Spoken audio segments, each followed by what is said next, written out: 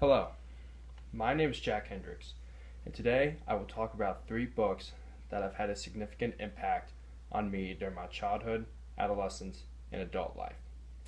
The first book that has had a significant impact on me during my childhood is the Magic Treehouse series by Mary Pope Osborne.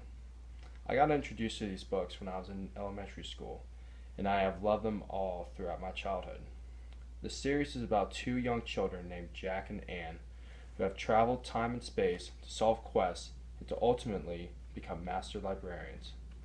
I think this book intrigued me when I was a kid because of the adventure aspect of the books, which makes sense because I have always loved to travel.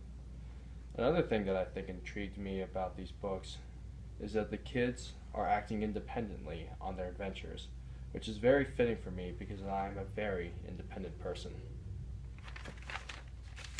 The next book or series that I would like to talk about that had an impact on me during my adolescent ages is The Hunger Games by Susan Collins. The books are set in Pan Am, which is essentially a dictatorship ruled by President Snow. Surrounding the capital is 12 districts, and every year in forced submission, the 12 districts are forced to surrender a young man and young woman to fight to the death in a pageant called the Hunger Games. However, in the series of events, the tributes eventually rebel, led by Katniss Everdeen, who sparks a revolution that will change Pan Am forever.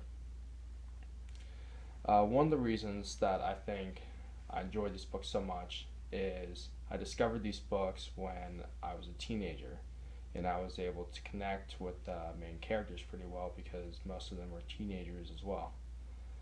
Another reason I think I clicked very well with these books is the independent nature of the characters, which is fitting for me because I'm also an independent person. The last book I'd like to talk about that I have found intriguing during my adult life is Growth Map by Jim O'Neill. Jim O'Neill is a renowned economist, and in his book he talks about BRIC, which essentially stands for Brazil, Russia, India, and China as the next up-and-coming major economic growth opportunities. This is very fitting for me because I am a business major and specifically a finance major, so it would be great for me to read this book and figure out new strategies for investments later in life, and that could potentially help me with my career. That's one of the reasons I enjoyed this book so much.